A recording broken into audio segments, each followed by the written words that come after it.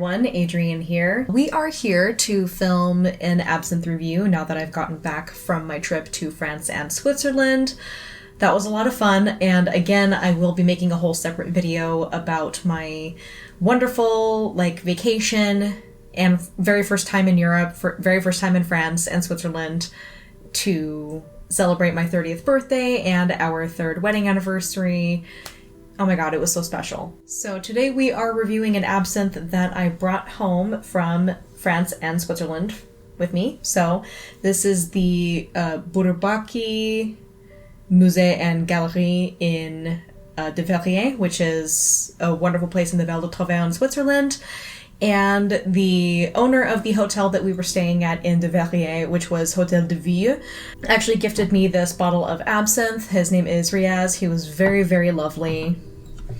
And it was awesome to meet him, and really funny story. When we were checking out of the hotel and we told him, oh hey, yeah, we're in Switzerland because of the Absinthiads happening over in Pontalier right across the border, we decided getting a hotel that was different from the place that everyone else usually stays at would give us a little bit more privacy and give us some more beautiful landscape to explore. So we really enjoyed going to that hotel.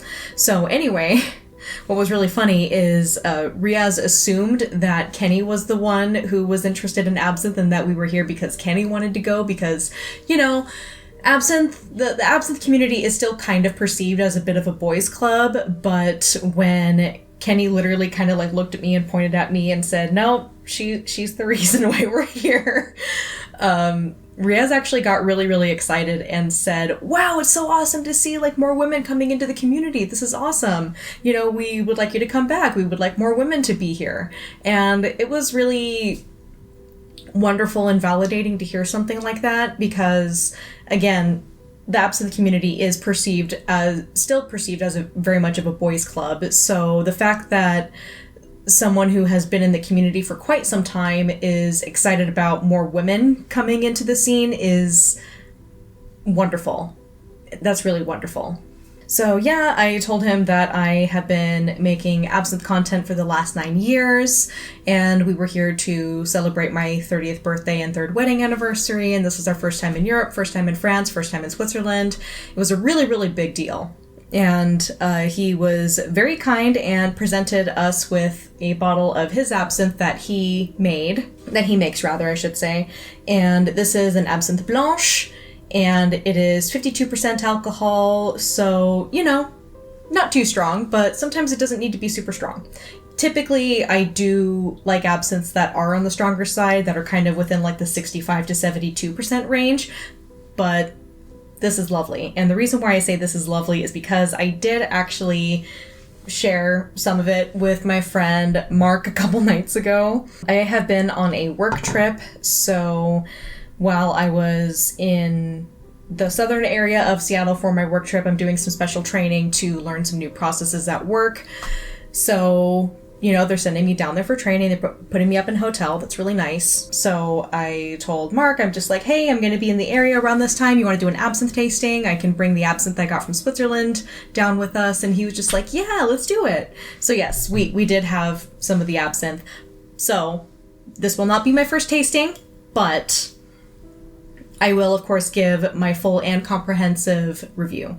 So yes, 52%, it's an Absinthe Blanche, and it is made in the Val-de-Travers in Switzerland, and it was very kindly gifted to me by Riaz. So Riaz, if you are watching, thank you so much. I really, really, really appreciate it, and it was lovely meeting you.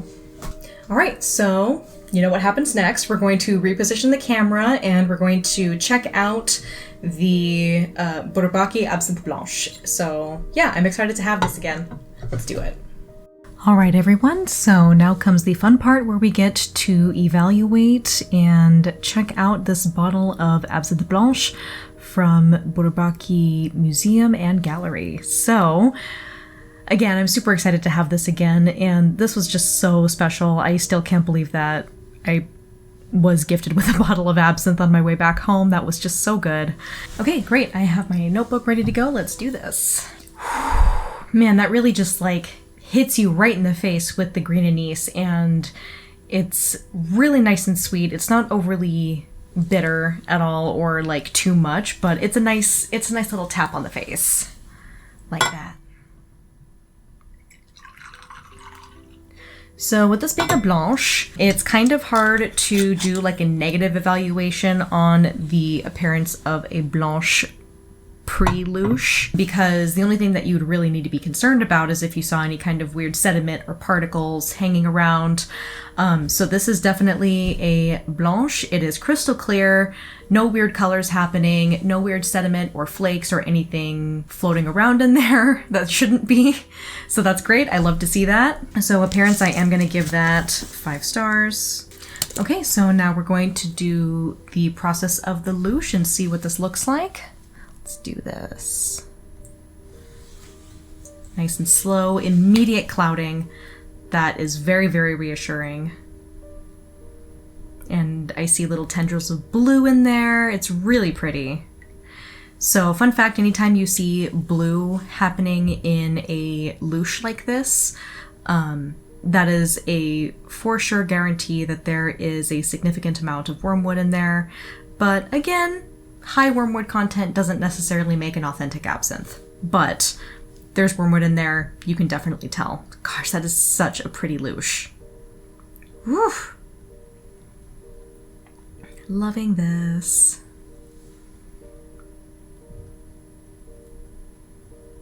It's almost completely louched right now, which is great.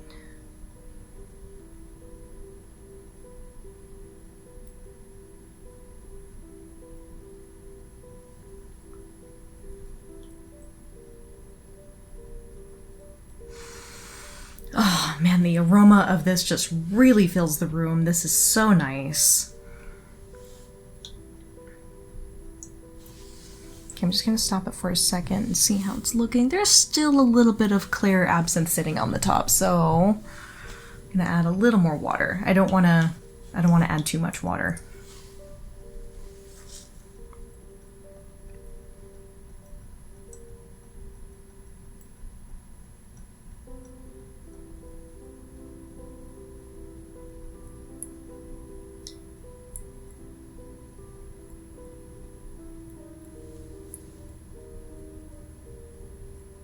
It's so nice to have this absinthe again. Makes me very happy. Of course, you know, sharing absinthe with friends is definitely like preferable, but for these reviews, I can't always do that, but I did talk with Mark about possibly bringing him in for an absinthe review sometime. That would be really fun. Okay, I think I'm going to call it good right there. I really don't want to overwater it. And so I am happy to say that this louche is completely opaque. This is gorgeous, and I love the little tones of blue that you are seeing in the glass of absinthe. It's very like, it's like moonlight. It's like looking at moonlight here. It's so beautiful. So for louche, I definitely want to give that 5 stars. So now that we are done evaluating the louche, we are going to reposition the camera again and evaluate the aroma, the mouthfeel, and the flavor, of course. Not quite in that order, but you get what I mean. So I will catch you in just a moment so that we can give our final thoughts. All right, so now we are having a glass of the Bourbaki Absinthe Blanche, the 52%. I think they had one that had 65% somewhere in their hotel, but I don't think I saw it. But all the more reason to go back. Everyone's begging me to come back. Everyone that I met at the Absinthiads, the Absinthe Festival, and everyone that I met in Switzerland and everything, they're begging me to come back. So yeah, how can you refuse an invitation like that? So let's go ahead and check out this lovely, lovely Absinthe Blanche. Ooh. So right off the bat, green anise, fennel, there's like a really nice like lemony and peppery note somewhere in there. And that wormwood is definitely hanging out in the background. Like, you know she's there. You know she's there. This is really nice. Honestly, with this absinthe in particular, I absolutely would not prepare this with sugar because it is already super sweet on its own.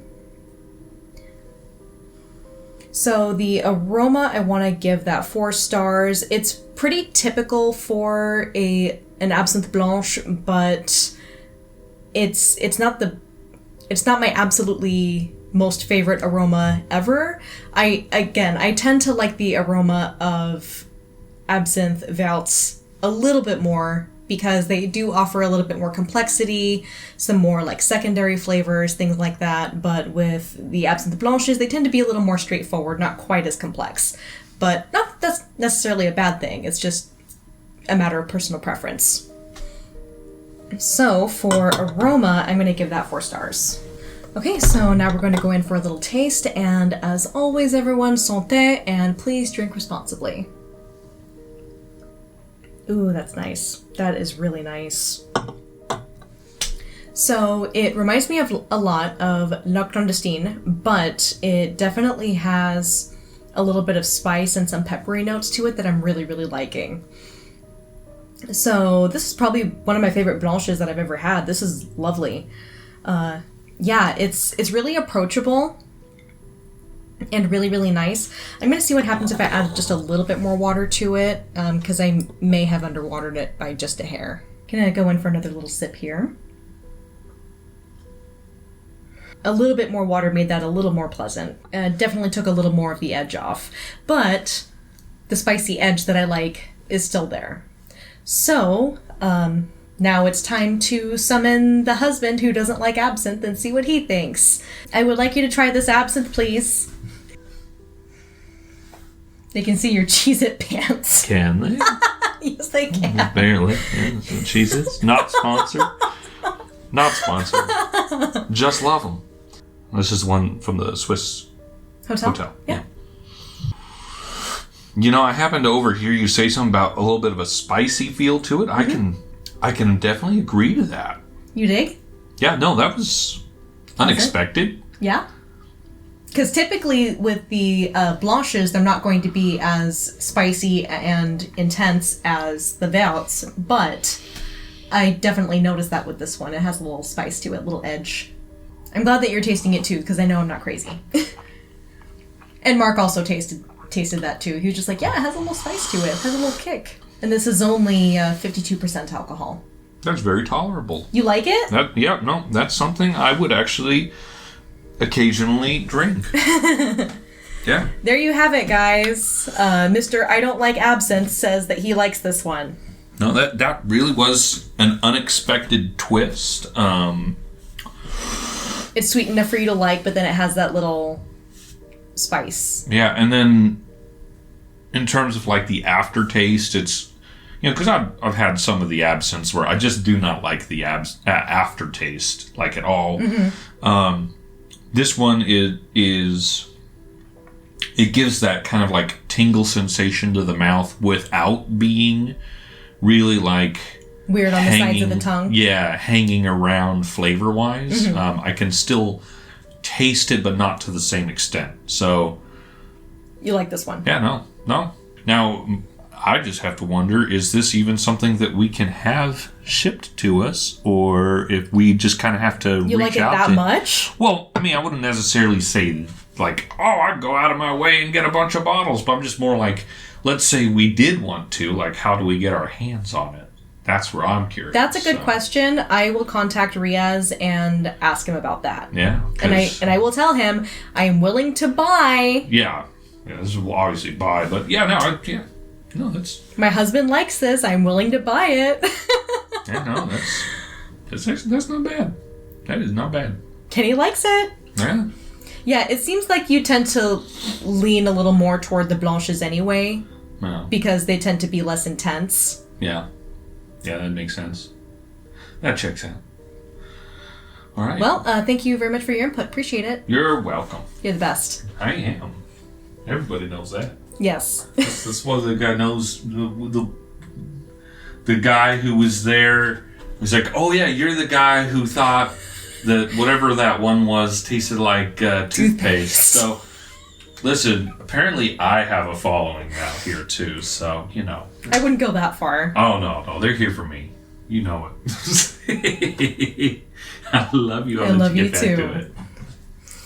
There you have it. Mr. I Don't Like Absinthe likes this one. Yay! We found one of the few rare ones that he actually likes. That's great. Yeah, it has again, like the Holy Trinity is there, the anise, the fennel, the wormwood is there. There's a little bit of like lemony, like citrusy kind of stuff happening in there. And then you have like a nice peppery finish to round it out. That is so nice. Like I really, really like that. So for flavor, I'm going to give it 4.5 stars. And then let's go ahead and talk about the mouthfeel. So the mouthfeel is very silky. I really like how it lingers, but like Kenny said, it's not like overpowering, and it gives you a really nice like tingle on the tongue after you swallow, which I really, really like, and that's the wormwood doing her job.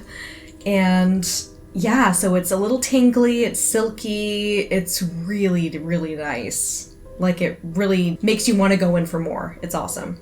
So for mouthfeel, I'm going to give that 5 stars. Yeah, this is a really, really nice absinthe. Definitely an unexpected treasure from the Val-de-Travers. And I still cannot believe that the owner of the hotel just straight up gave this to me. Just like, here, take it. Thank you so much for coming. Was amazing.